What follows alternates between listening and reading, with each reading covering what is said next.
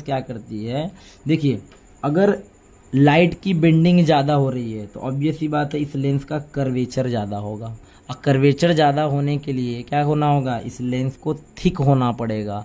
तो ciliary muscles क्या होती है, जब आप किसी नज़दीक वाले ऑब्जेक्ट को देख रहे होते हैं जैसे इस केस में, तो सिलियरी मसल्स कॉन्ट्रैक्ट होकर लेंस को मोटा कर देती है, थिक कर देती है, जिसके वजह से फोकल लेंथ जो होता है वो छोटा हो जाता है और हमें नज़दीक में रखी गई चीज़ें एकदम क्लियरली शार्प दिखाई पड़ रही होती है।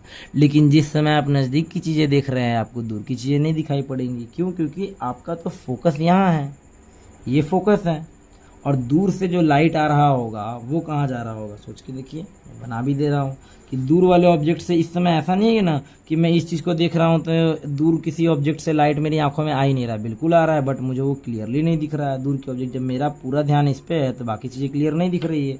लाइट तो उनसे भी आ रही है, देखिए ये तो लाइट इससे भी आया, ये आया, मान लेते हैं किसी दूर ऑब्जेक्ट से ये लाइट एक आया, एक ये लाइट आया और एक पैरेलल लाइट आया जो कि ऐसे ही चला गया सीधा। तो ये वाली रेज और ये वाली रेज जहाँ पे मीट करेगी वहीं तो मुझे शार्प इमेज दिखाई पड़ेगा। तो ये तो सीधा चला गया। अब इस समय इस लेंस का, जब मैं इस नज़दीक वाले ऑब्जेक्ट को देख रहा हूँ, जब मैं इस ऑब्जेक्ट को देख रहा हूँ तो इस टाइम लेंस ने खुद को ऐसा एडजस्ट किया है कि फोकल लेंथ उसका यहाँ आता है। ये वाली जो लाइट होगी वो आफ्टर रिफ्रैक्शन कहाँ से पास हो जाएगी, इधर से पास हो जाएगी। और अब आप खुद देखिए कि ये वाला रे और ये वाला रे, ये दोनों जो कि डिस्टेंस ऑब्जेक्ट से आ रहा है, तो डिस्टेंट ऑब्जेक्ट से आने वाली रेस क्या इस वक्त दोनों एक पॉइंट पे कन्वर्ज हुई, बिल्कुल हुई, लेकिन यहीं पे हो गई कन्वर्ज, फोकस पे ही कन्वर्ज हो गई।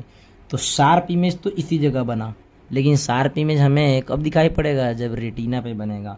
तो यही रे जब आगे गई तो इस जगह रेटिना पे पड़ी, और ये वाली लाइट आगे गई तो इस जगह रेटिना पड़ी, तो हमें एक ब्लर सा इमेज दिखाई ज़रूर पड़ेगा, बट शार्प इमेज दिखाई नहीं पड़ेगा।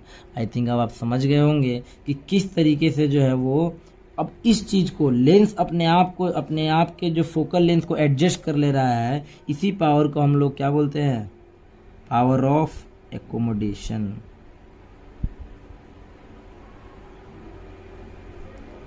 लेंस की इस क्षमता को ही हम लोग क्या बोलते हैं, पावर ऑफ एकोमोडेशन। लेंस अपने आप को मोटा और पतला कर ले रहा है ताकि वो अपने फोकल लेंथ को एडजस्ट कर सके। मतलब हर छोटी छोटी डिस्टेंस के लिए जब आप देख रहे होते हैं तो हमारा आई लेंस खुद को क्या कर रहा होता है, एडजस्ट कर रहा होता है with the help of ciliary muscles. तो power of accommodation means adjusting focal length of eye lens, है ना, focal length of eye lens. Eye lens का फोकल लेंथ जो एडजस्ट होता है, इसी प्रोसेस को हम लोग पावर ऑफ एकोमोडेशन बोलते हैं, और ये होता है विद